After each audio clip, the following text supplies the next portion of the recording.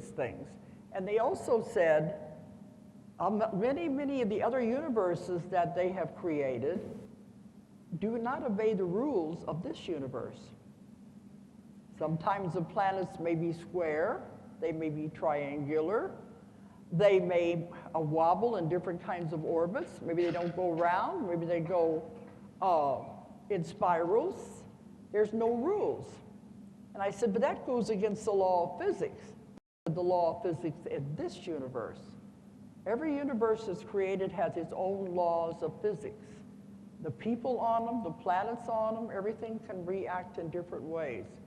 So I've had many people go to these lifetimes where they were doing all of these things.